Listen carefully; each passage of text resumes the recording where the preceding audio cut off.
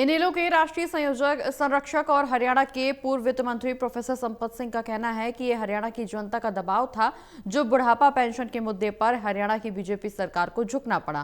Professor Sampat Singh ने कहा कि अब काटे गए राशन कार्डों की बहाली इनेलो का अगला लक्ष्य होगा। हिसार में प्रोफेसर संपत सिंह से खास बातचीत की है टोटल न्यूज के associate editor doctor Mahesh Kumar ने।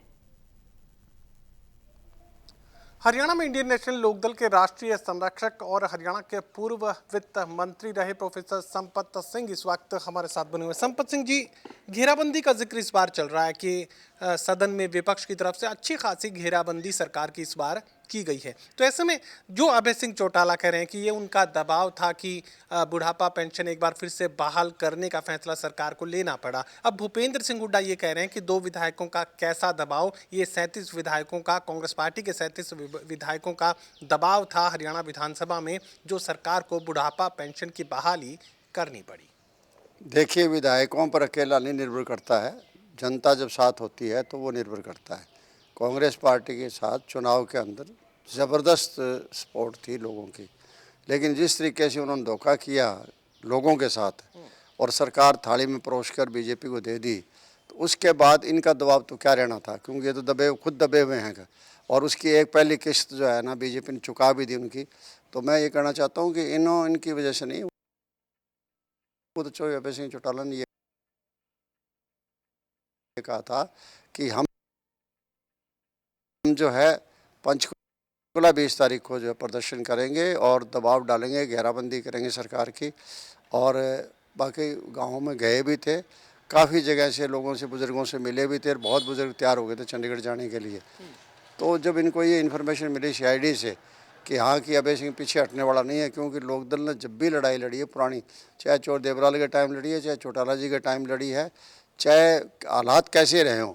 देखिए, जहाँ तक एमएलए की बात है, मैं याद दिलाना चाहता हूँ कि 82 के अंदर 8 एमएलए बचे थे लोकदल के पास, और 9वां जो है मैंने ज्वाइन किया था, या इंडिपेंडेंट था तो मैं लोकदल में गया था 9, और 9 से लड़ते कहते हैं ना कि कैसे लड़ते हैं, 9 से लड़ते 85 पर पहुंच गए 87 में। 5 साल की जो लड़ाई थी ना, उस 5 साल की लड़ाई में बीच में पार्लियामेंट का चुनाव भी आ गया 1984 का, जिस टाइम 400 सीट लेगी कांग्रेस पार्टी, उसके बावजूद लड़ाई जारी रखी तो प्रदेश के अंदर जो है 85 सीटें लगी, कांग्रेस को सिर्फ 5 सीटें मिली थी। इसलिए कोई एमएलए की बात नहीं है, जनता को साथ लेके चलते हो आप, तो जनता जो है ना मुद्दे में जिताती है, ना कि एमएलए जिताते हैं। एमएलए सरेंडर कर बैठे हैं। बुढ़ापा पेंशन की बहाली तो हो गई, लेकिन अभय सिंह का जो नया बयान सामने आया उसमें ये कहा कि जो राशन कार्ड्स हैं वो काट दिए गए हैं बड़ी तादाद में, उनकी बहाली भी करवाना अब उनका अगला लक्ष्य रहेगा और इस पर पूरी पार्टी काम करेगी। कहाँ तक जायज़ है, लगता है कि हो पाएगा?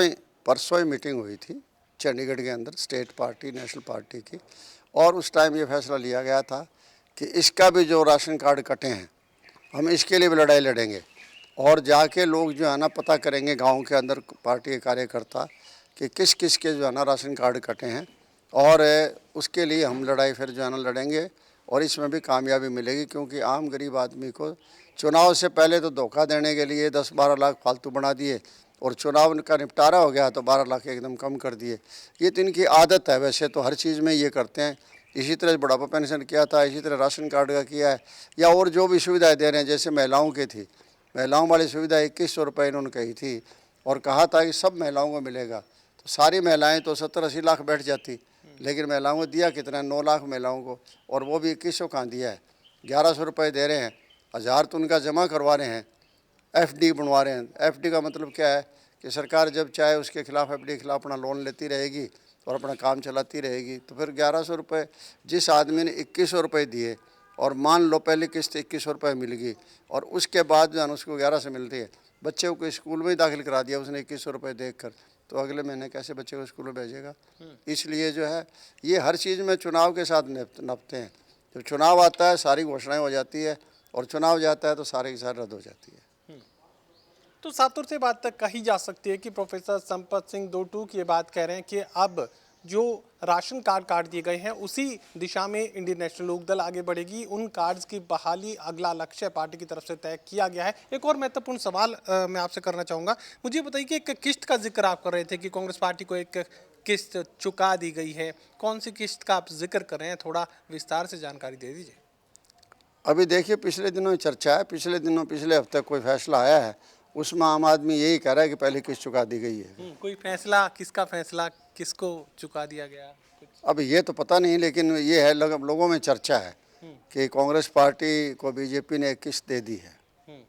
उसकी मदद तो की थी, राज जो बनाया था ना, उस राज बनाने के बदले में एक किस्त दे दी है। आगे भी कोई और जरूरत पड़ेगी तो और भी किस्त दे देंगे। चलिए, समझने वाले समझ गए, जो ना समझे वो अनाड़ी है, ये संपत सिंह कहने की कोशिश मुझे लगता है कि करते नजर आ रहे हैं। फिलहाल विपक्ष के तौर पर इंडियन नेशनल लोकदल नए नए मुद्दों के साथ जनता के साथ जुड़ने की कोशिश करती नजर आ रही है। सहयोगी कमल के साथ doctor Mahesh Kumar, total news, Hisar.